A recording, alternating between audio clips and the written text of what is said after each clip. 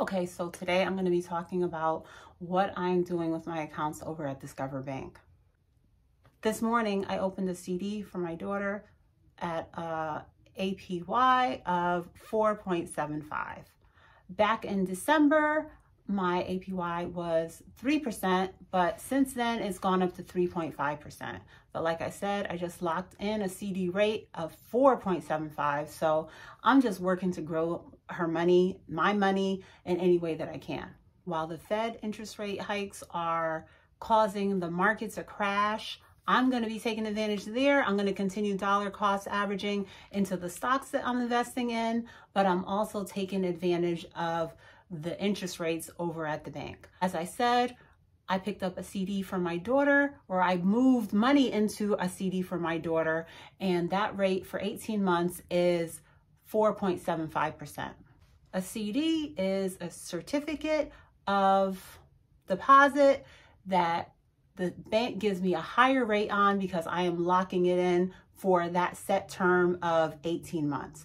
They have different amounts of times as you can lock in, a year, 3 years, whatever, but the highest current rate that they were offering was 18 months, and so that's what I took. So since it's not money that we need right now, might as well let it grow as much as possible. It was sitting over in Bank of America and it wasn't growing. It was barely getting any interest at 0.01%.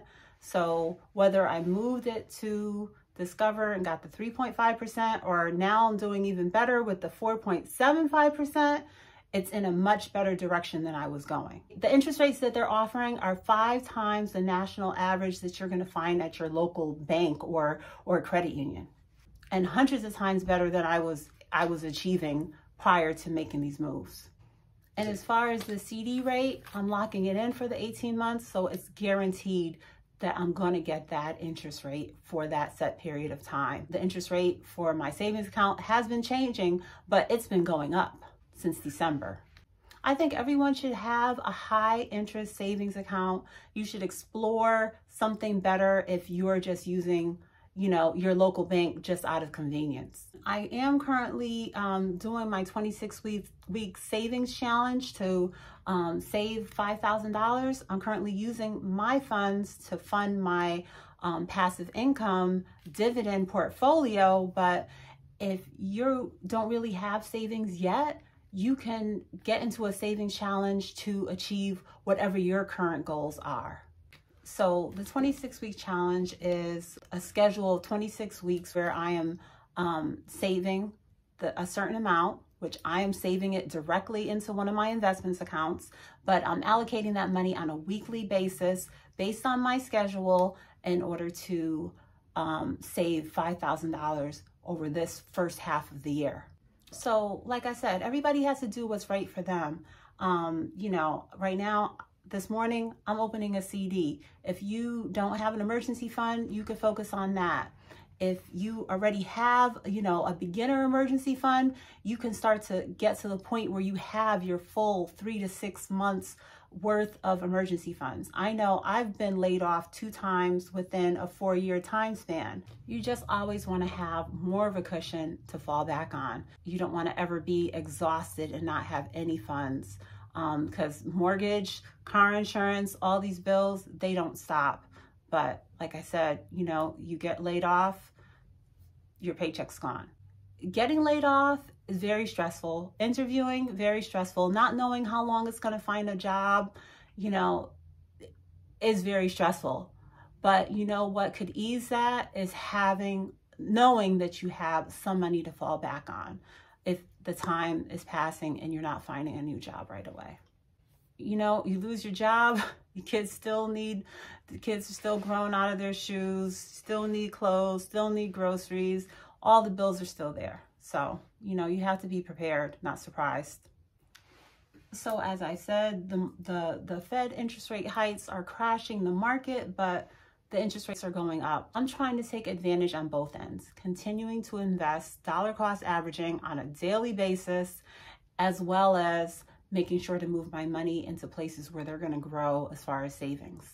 When the 18-month CD term is up, I'm not quite sure what I'm going to do. I'll need to evaluate what's going on in the market and see, and what's going on in her life to see if she's ready to use those funds for something like driving school or maybe a car, she has any needs. If not, I'll probably evaluate the CD rates and it might just roll into another CD for another year or just into a regular savings account, high interest savings account still at Discover. Another option for when the CD term is up could be more heavily investing depending on where the market is at. I want to encourage you to strive to save whatever you can. I know it's not easy. Everyone's budget is different, you know, but I want you to realize that no amount is too small. Even if it's $5, $10, it's all in the right direction, and it's going to give you peace of mind and security in the long run, because things are always coming up. The flat tire, you know, the dryer's broken, things are always coming up and you need to have a cushion. So I encourage you to take whatever amount that you can and put it into savings and just try to build and grow over time. So I work a regular corporate 9-to-5 job. I have a 401k. They match 50% up to the first 6%. So if I contribute 6%, they match 3%. That's what I'm getting at my current company.